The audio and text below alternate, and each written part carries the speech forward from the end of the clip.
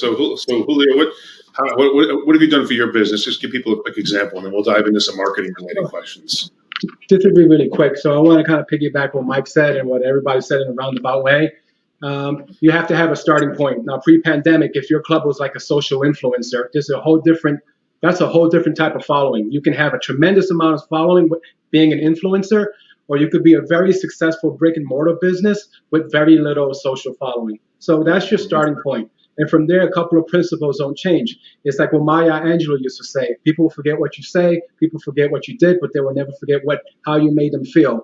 So what we do online is we want to make people feel really well when we use social media. Now, how do we get those? And then that turns into funnels. Speaking about monetization, and I agree, you have the different models: videos on demand, the live. Those price points are different. I personally believe that the video on demand, it will be less because you don't have that human interaction. But I'm not going to take people hostage.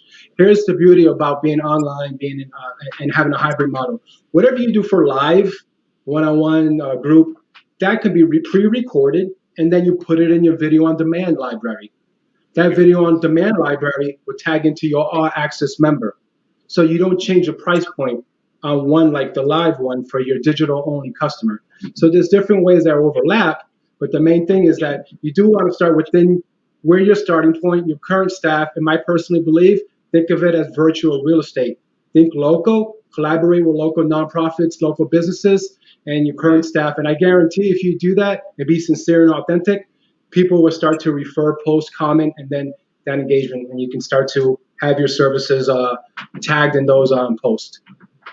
Great. So I've heard a couple things. I've heard certainly bundling and maybe a higher tier to add the value is great. It brings people in, and it also gets them to have exercise where they want to be, in the club, out of the club. I also heard lead generation. I think everyone listening should realize that a digital-only model in a hyper-local fashion, to Julio's point, can drive a lot of leads. People can get on board. It sounds like, Jennifer, you guys had that as well, where people were, during lockdown especially, whether it was freemium, or a small $5-6 a month or euros a month, whatever it was where you are, is it gets people engaged with your brand who probably weren't engaged before, and it drove a lot of leads when you guys reopened. So people should certainly make note of that as well.